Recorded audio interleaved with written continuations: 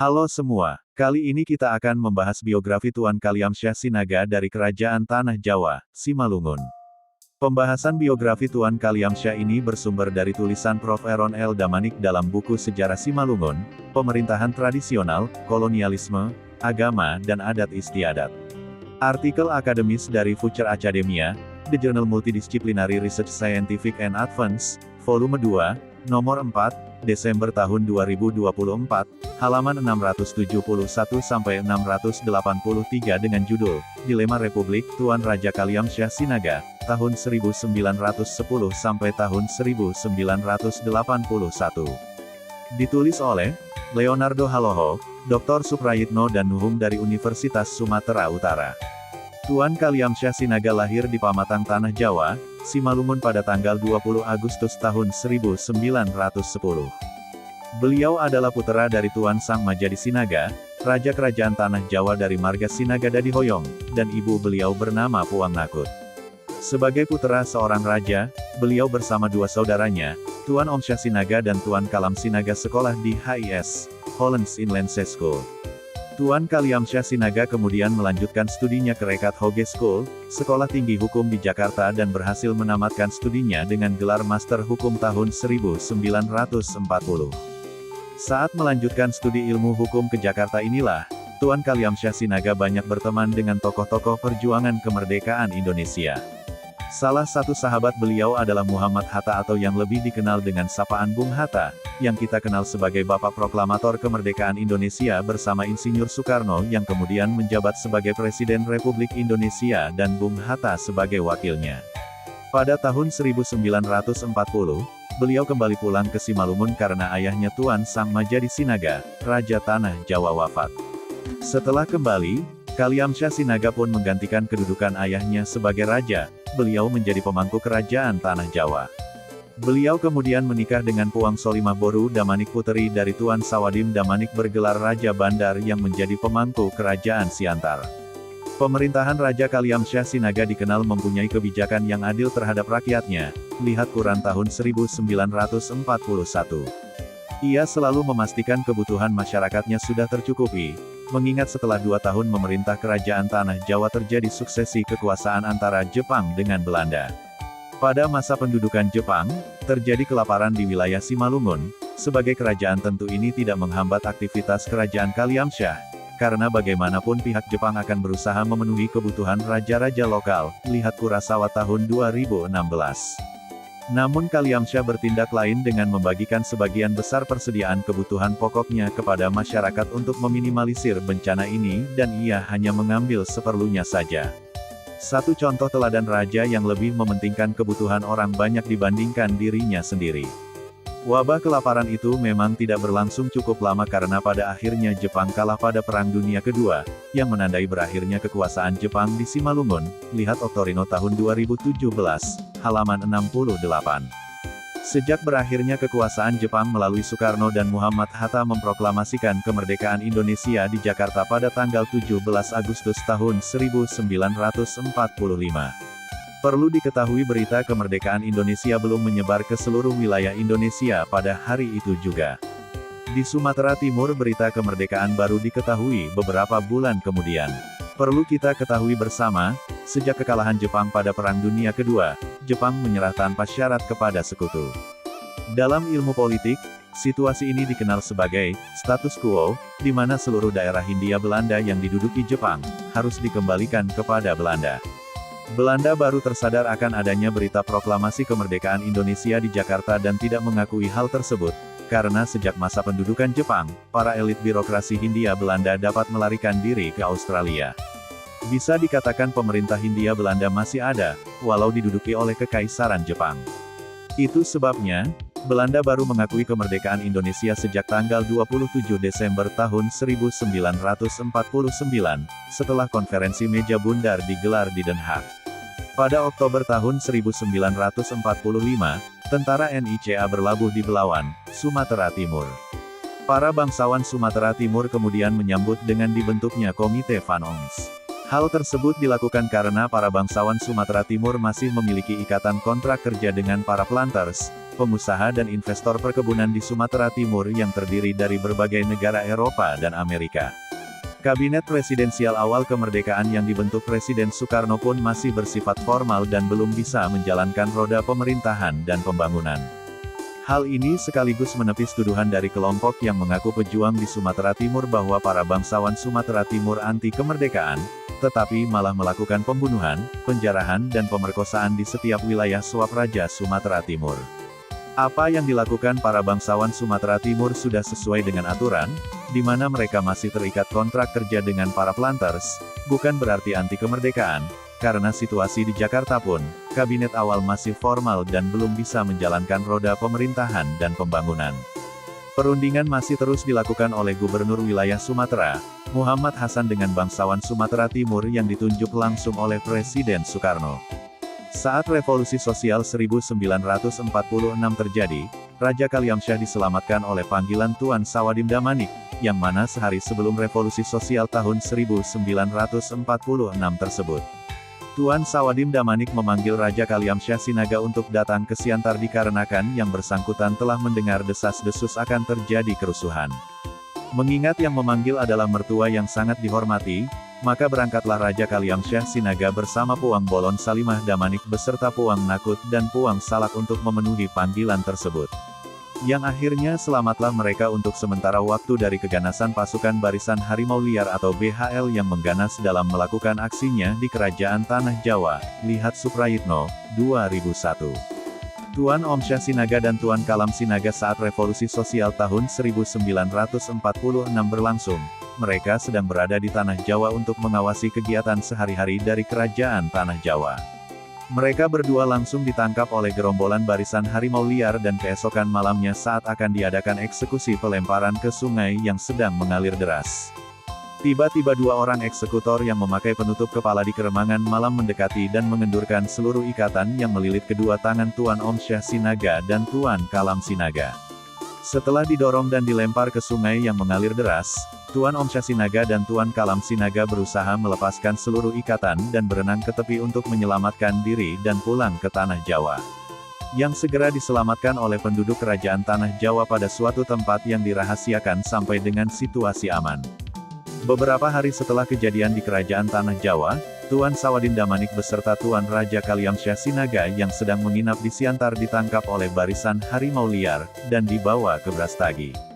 Selama beberapa hari di Brastagi mereka dipekerjakan sebagai tenaga pekerja paksa. Setelah itu, orang-orang Barisan Harimau Liar mengantar Raja Kalyamsyah Sinaga di hadapan rakyat Kerajaan Tanah Jawa dan berkata, "Inilah Raja kalian, yang telah menindas dan memeras kalian, dan kami akan membebaskan kalian dengan cara membunuhnya di hadapan kalian." Mendengar ucapan orang-orang BHL tersebut, Raja Kalyamsyah Sinaga merasa seolah-olah ada yang membisikinya agar yang bersangkutan bicara di hadapan rakyatnya. Kemudian Raja Kalyamsyah Sinaga berbicara dan bertanya kepada rakyatnya yang disaksikan oleh orang-orang Barisan Harimau Liar yang mengantarnya dari Brastagi ke Tanah Jawa. "Apakah selama masa pemerintahan saya pernah memeras, menindas, bertindak sewenang-wenang ataupun menyakiti kalian semua?" Maka dengan serentak seluruh rakyat yang hadir menjawab, "Tidak pernah. Raja kami adalah raja yang baik, jujur, dan tidak pernah menindas kami." Lihat Sinaga, tahun 2022. Mendengar jawaban rakyat tersebut, maka orang-orang Barisan Harimau Liar yang menyaksikan hal itu merasa malu dan langsung pulang ke Brastagi tanpa membawa kembali Raja Kalyamsyah Sinaga. Atas perintah pemerintah Indonesia, orang-orang yang terlibat baik itu tokoh maupun partisipan pada peristiwa revolusi sosial, ditangkap oleh pihak berwajib untuk kemudian diadili. Lihat Damanik tahun 2018. Pasca revolusi sosial, Belanda kemudian memanfaatkan situasi untuk membentuk negara federal, yakni negara Sumatera Timur. Rencana ini kemudian berjalan dengan mulus, sebab Indonesia di mata internasional telah tercoreng karena tidak mampu melindungi segenap tumpah darah bangsanya.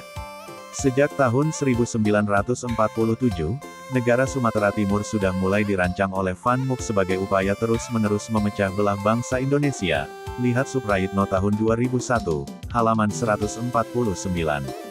Pada awal 1947, Raja Kalyamsyah Sinaga dihubungi oleh Muhammad Hatta, Wakil Presiden Republik Indonesia yang memang telah dikenalnya semasa kuliah di Fakultas Hukum di Jakarta.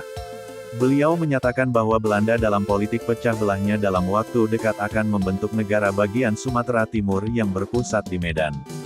Dengan calon presidennya wali negara adalah Dr. Mansur dan diharapkan Raja Kalyamsyah bersedia dan dapat bergabung dalam negara Sumatera Timur yang akan dibentuk.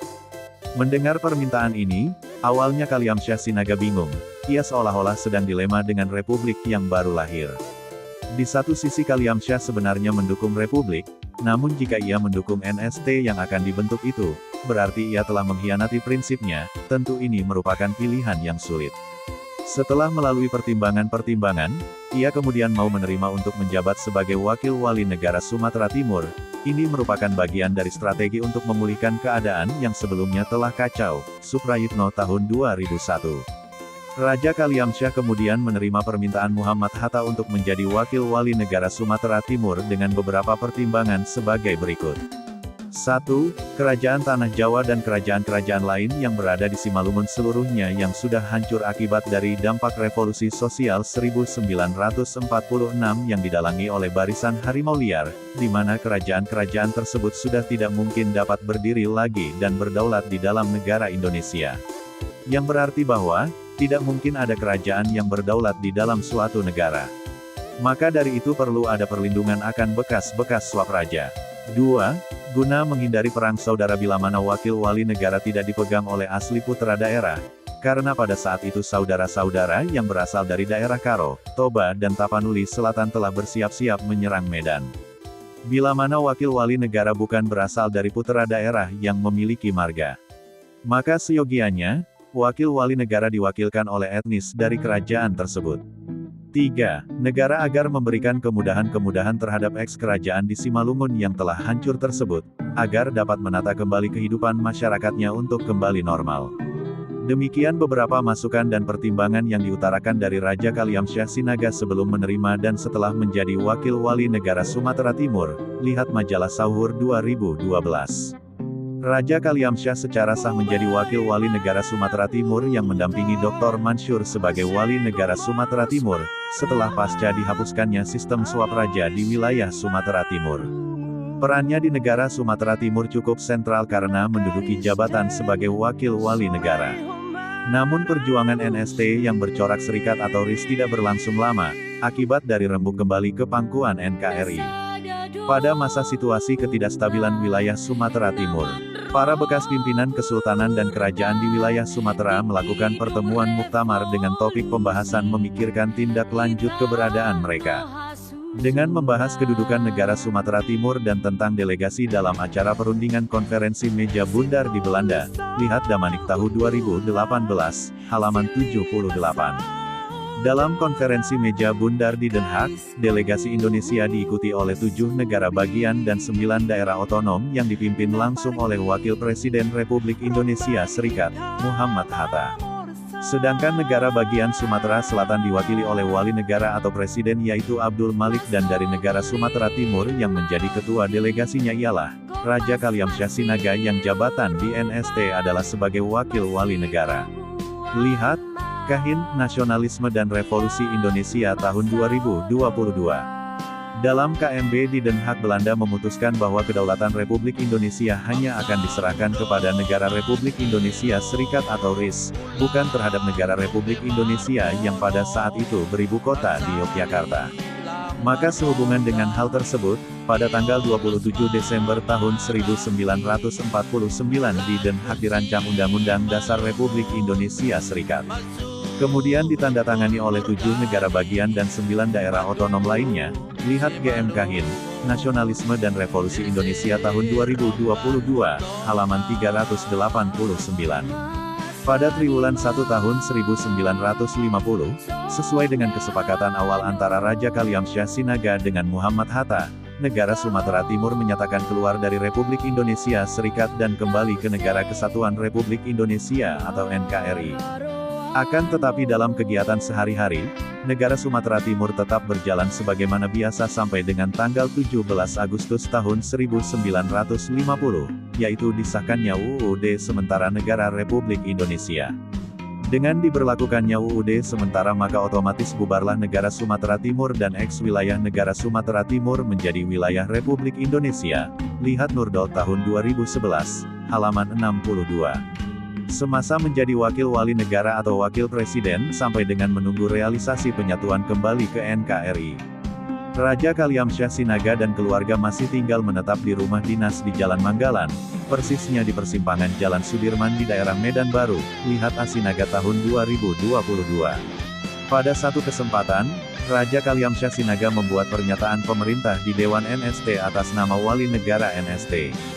Pemerintah pertama menyarankan untuk menerima semua keputusan Pemerintah Republik Indonesia Serikat atau RIS tentang penggabungan Sumatera Timur ke dalam negara kesatuan, untuk kepentingan pembangunan yang teratur.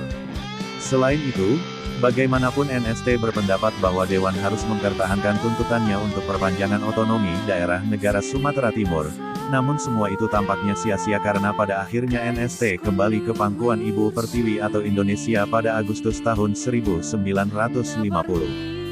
Dengan demikian, strategi yang dirancang oleh Raja Kalyamsyah Sinaga dan Muhammad Hatta dalam memperjuangkan Republik Indonesia dalam bingkai persatuan ternyata berhasil. Setelah sebelumnya Raja Kalyamsyah benar-benar dilema Republik antara memperjuangkan etnisnya atau memperjuangkan negaranya, hasil yang kemudian ia terima adalah keduanya. Keduanya memang patut diperjuangkan tanpa menciderai satu sama lain, prinsip dasar itu memang benar-benar harus menjadi rujukan, lihat Suprayitno tahun 2001, halaman 250. Setelah pulang dari Belanda dalam rangka terselenggaranya konferensi meja bundar yang dilaksanakan di Den Haag, Belanda, Raja Kalyamsyah Sinaga pada akhirnya menetap di Jakarta. Pada tanggal 18 Februari tahun 1951, setelah peleburan NST ke dalam NKRI berjalan dengan mulus, Raja Kalyamsyah Sinaga dipanggil ke Jakarta dan ditugaskan sebagai pejabat pegawai tinggi pada Departemen Dalam Negeri, lihat ANRI tahun 1953. Dan beberapa bulan kemudian, Pringgodikdo yang saat itu menjabat sebagai Ketua BPK atau Badan Pemeriksa Keuangan, meminta Raja Kalyamsyah Sinaga untuk membantunya dalam jabatan itu, sekaligus mengangkat beliau sebagai salah satu dari 5 anggota BPK yang kedudukannya setara setingkat menteri. Dalam perjalanan waktu selanjutnya, di samping sebagai anggota BPK, beliau diminta pula untuk mengajar pada perguruan tinggi STIKEN atau Sekolah Tinggi Keuangan Negara yang berstatus sebagai sekolah kedinasan yang bernaung di bawah Departemen Keuangan, lihat Agung tahun 2022. Pada tahun 1980, Raja Kalyamsyah Sinaga melaksanakan ibadah haji ke Tanah Suci Mekah dan di sana pula lah beliau menghembuskan nafas terakhirnya. Tenanglah di surga, Opung Raja Tanah Jawa, Tuan Kalyamsyah Sinaga, putra terbaik etnis Simalungun era kemerdekaan. Semoga bermanfaat.